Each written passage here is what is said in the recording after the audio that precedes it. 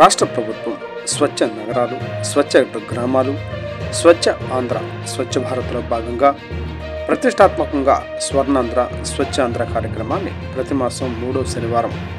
ప్రతిష్టాత్మకంగా నిర్వహిస్తోంది. ఈ కార్యక్రమంలో భాగంగా ఏప్రిల్ 3వ శనివారం ఈ చెక్ అనే థీమ్తో స్వచ్ఛాంధ్ర, స్వచ్ఛ దివస్ కార్యక్రమాన్ని నిర్వహిస్తోంది.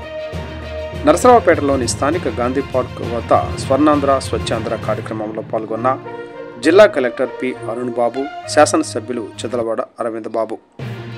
ఈ వ్యర్థాల ప్రత్యేక కార్యక్రమంలో భాగంగా ఇండ్లు, హాస్పిటల్స్, ప్రభుత్వ కార్యాలయాలు, ప్రైవేటు సంస్థల నుండి ఉత్పన్నమయ్యే కంప్యూటర్లు, టీవీలు, రేడియో, మొబైల్ ఫోన్లు,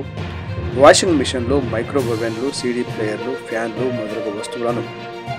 పర్యావరణ హితంగా నిర్వహించడం ద్వారా రీసైక్లింగ్ చేయడంపై అవగాహన ప్రదర్శనను అధికారులు ఏర్పాటు చేశారు.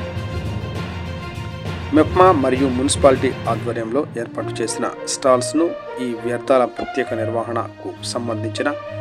ప్రదర్శనను జిల్లా కలెక్టర్, శాసనసభ్యులు